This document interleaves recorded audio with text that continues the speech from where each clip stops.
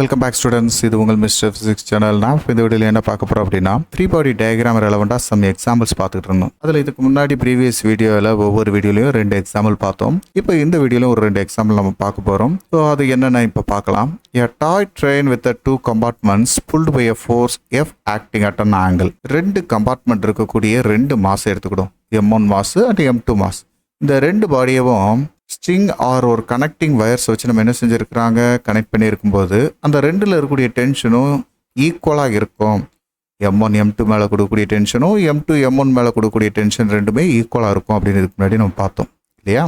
So இதில் apply பண்ணக்கூடிய இந்த ஃபோர்ஸ் அப்படின்றது ஹரிசாண்டல் சர்ஃபேஸில் இருந்து ஒரு தீட்டா ஆங்கிள் இன்க்ளைண்டாக எஃப்ன்ற ஃபோர்ஸ் புல்டு ஃபோர்ஸாக இழுக்கக்கூடிய ஒரு விஷயம் நம்ம இங்கே பார்க்குறோம். ஸோ இந்த ஃபோர்ஸ் M1 மாஸ் மேலே ஆக்ட் பண்ணக்கூடிய ஃபோர்ஸாக இருக்கும்போது அதை எப்படி ரிசால்வ் பண்ணலாம் அப்படின்னா, இந்த தீட்டாவுக்கு அட்ஜசன்ட் சைடாக இருக்கிறத எஃப் காஸ் தீட்டானோ, தீட்டாவுக்கு பெர்பண்டிகுலராக இருக்கிறத எஃப் சைன் தீட்டானோ ரிசால்வ் பண்ணும். எல்லாமே இதுக்கு முன்னாடி நம்ம ப்ரீவியஸாக பார்த்த கான்செப்ட் தான். அப்போது இந்த ஃபோர்ஸை நம்ம M1 பாடிக்கான ஃப்ரீ பாடி டயக்ராமாக பார்க்கும்போது நார்மல் ஃபோர்ஸ் இருக்குது பார்த்தீங்களா, இந்த normal and reaction force R1 அப்படின்றதோட சேர்ந்து ஆட் பண்ணிக்கணும் இந்த எஃப் சைன் தீட்டாவை. இங்கே ஃப்ரீ பாடி டயக்ராம் M1 பார்த்தீங்கன்னா உங்களுக்கு தெரியும். அதே போல் டவுன்வர்ட் டைரக்ஷனில் இருக்கக்கூடிய இந்த கிராவிட்டியை M1G அப்படின்றத டவுன்வர்ட் டைரக்ஷனில் இருக்கிற மாதிரி நம்ம எடுத்துக்கணும். அப்போது இதில் ஹரிசாண்டலாக நம்மளுக்கு ஆக்ட் பண்ணக்கூடிய ஃபோர்ஸ் அப்படின்றது எஃப் காஸ் தீட்டா அப்படின்ற டைரக்ஷனில் தான் ஆக்சலரேஷன் இருக்கும். ஸோ அதில் M2 மாஸ் மேலே ஆக்ட் பண்ணக்கூடிய டென்ஷன் T. ஸோ இது ஃபஸ்ட்டு மாஸுக்கான ஃப்ரீ பாடி டயக்ராமாக கன்சிடர் பண்ணிக்கணுங்க. ரெண்டாவது மாசு M2 அப்படின்றது தனியாக எடுக்கும்போது இது மேலே ஆக்ட் பண்ணக்கூடிய ரியாக்ஷன் ஃபோர்ஸு R2, இந்த கிரவுண்ட் ஃப்ளோர் கொடுக்கக்கூடிய ரியாக்ஷன் R2. அதே நேரத்தில் டவுன்வர்ட் டைரக்ஷனில் ஆக்ட் பண்ணக்கூடிய இதோட வெயிட்டு M2G. M2G அப்படின்றது டவுன்வர்ட் டைரக்ஷனில் ஆக்ட் பண்ணக்கூடிய ஃபோர்ஸ். சரி, இதில் ஹரிசாண்டல் டைரக்ஷனில் இருக்கக்கூடிய ஃபோர்ஸஸ் என்னென்ன இருக்குது அப்படின்னா, ஒன்லி M1 மாஸ் இழுக்கக்கூடிய டென்ஷன் மட்டும் தான் இருக்குது. ஸோ அந்த டென்ஷன் T அப்படின்ற டைரக்ஷனில் ஆக்சலரேஷனும் இருக்குன்றதுனால அந்த ரெண்டையும் இங்கே டினோட் பண்ணிக்கோங்க. ஸோ ஓகே, இப்போ நம்ம பார்க்க வேண்டியது ஃபஸ்ட்டு M1 மாஸுக்கான ஃப்ரீ பாடி டயக்ராம் பார்ப்போம். இந்த ஃப்ரீ பாடி டயக்ராமில் இருந்து M1 அப்படின்ற மாஸுக்கு வெர்டிக்கல் காம்பனண்ட் என்னென்ன இருக்குது அப்படின்றத சொல்லுவோமா. ஃபஸ்ட்டு வெர்டிக்கல் காம்பனண்ட் சொல்லுவோமா. R1 plus F sine theta, இதெல்லாம் பாசிட்டிவ் ஜே கேப்பில் இருக்குது, மைனஸ் M1G ஈக்குவல் டு 0. ஏன்னா வெர்டிக்கலாக எந்த ஒரு நெட் ஃபோர்ஸும் ஆக்ட் ஆகலை, அதாவது ஆக்சலரேஷன் இல்லை. ஸோ அப்போ இந்த டைமை நம்ம எப்படி எழுதிக்கலாம், R1 plus F sine theta minus எம்ஜியை அந்த சைடு கொண்டு வரும்போது ப்ளஸ் எம்ஜின்னு மாறிக்கிட்டோம், M1G. சரிங்களா. ஓகே, இது வெர்டிக்கல் காம்பனண்ட்டுக்கு. தென் ஹரிசாண்டல் காம்பனண்ட் அப்படின்றது எப்படி எழுதிக்கலாம். இதில் ஹரிசாண்டல் காம்பனண்ட் அப்படின்றதுக்கு நம்மளுக்கு எஃப் காஸ் தீட்டா அப்படின்ற டைரக்ஷனில் தான் நெட் ஃபோர்ஸ் இருக்கிறதுனால அது positive direction. So F cos theta minus அதுக்கு அப்படியே ஆப்போசிட் டைரக்ஷனில் M1 மாஸ் மேலே ஆக்ட் பண்ணக்கூடிய டென்ஷன் இருக்குது T ஈக்குவல் டு M1 மாஸோடைய ஆக்சலரேஷன் நெட் ஃபோர்ஸாக இங்கே கன்சிடர் பண்ணும்போது இது பாசிட்டிவ் டேர்மில் இருக்குது. ஸோ இப்போது இந்த ஈக்குவேஷனை நம்ம எப்படி எடுத்துக்கலாம், இதை 1ன்னு வேணால் எடுத்துக்கிடும். ஏன்னா வெர்டிக்கல் காம்பனண்ட்டில் நெட் ஃபோர்ஸ் ஆக்ட் ஆகலை, நம்ம அதை வச்சு ஆக்சலரேஷன் எதுவும் சொல்ல போகிறதில்ல. ஆக்சலரேஷன் அண்ட் டென்ஷன் கண்டுபிடிக்கிறதுக்கு இந்த ஈக்குவேஷன் 1 போதும். சரிங்களா.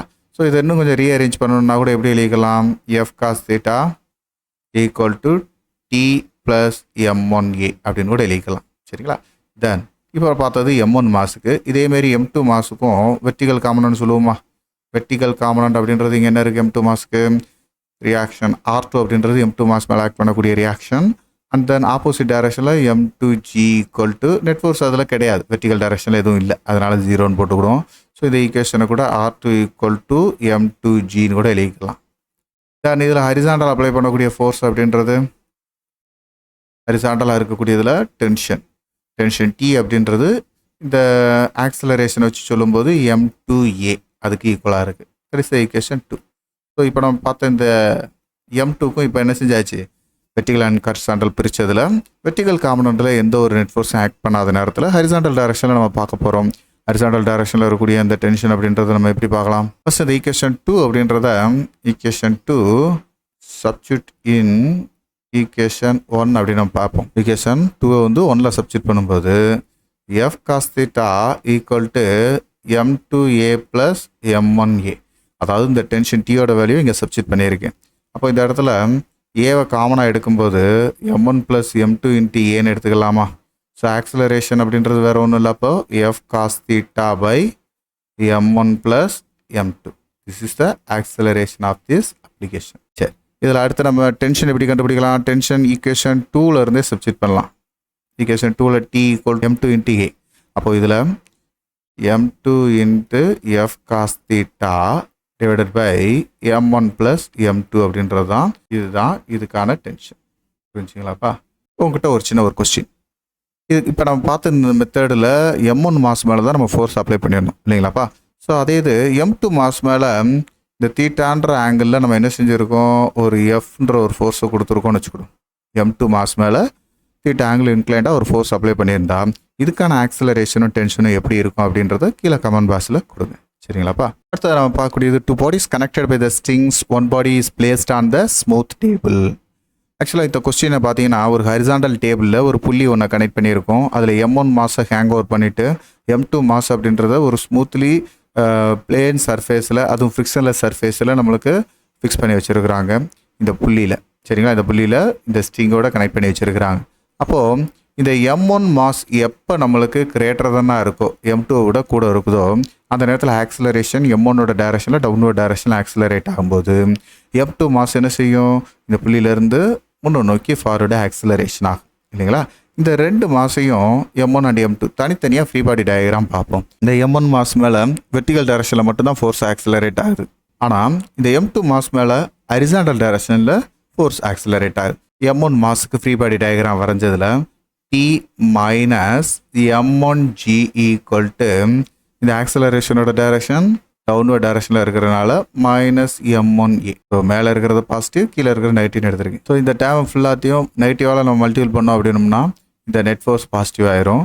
That means m1g minus t equal to m1a. This is the equation 1 கூட எழுதிக்கலாம். சரிங்களா? ஸோ ஓகே, இப்போ நம்மளுக்கு m2 மாஸ் மேலே ஆக்ட் பண்ணக்கூடிய ஃபோர்ஸ் அப்படின்றது என்னன்னு பாருங்கள். வெர்டிக்கலி அப்படின்னு பார்க்கும்போது இதில் இந்த டேபிள் கொடுக்கக்கூடிய ரியாக்ஷன் அப்படின்றதும் அந்த டேபிளில் இந்த மாஸோட வெயிட் அப்படின்றது m2g அப்படின்றது ஒன்றுக்கு ஒன்று ஈக்குவல் அண்ட் இக்லிபிரியமாக இருக்கும். ஸோ அப்போது for m2 mass vertical component அப்படின்றது r மைனஸ் m2g அப்படின்றது ஒரு இக்லிபிரியம் ஸ்டேட். அதில் எந்த ஒரு ஆக்சிலரேஷன் ஆக்ட் ஆகலை. So r equal to m2g அப்படின்னு இருக்கும். ஸோ அப்போது இதில் ஹரிசாண்டலாக இருக்கக்கூடிய ஃபோர்ஸ் என்ன அப்படின்னு பார்த்தோம்னா horizontal force T equal to m2a அப்படின்றதான் இதில் இருக்கக்கூடிய டென்ஷன். சரிங்களா? ஸோ அந்த டென்ஷன் இதுவும் ஒரே டைரக்ஷனில் இருக்கனால சேம் டைரக்ஷன் பாசிட்டிவ். ஓகே, இப்போது ஈக்குவேஷன் 2 சப்ஸ்டிட்யூட்டட் இன் ஈக்குவேஷன் 1. அப்போது ஈக்குவேஷன் 1ல் இதை சப்ஸ்டிட்யூட் பண்ணால் m1g minus m2a equal to m1a.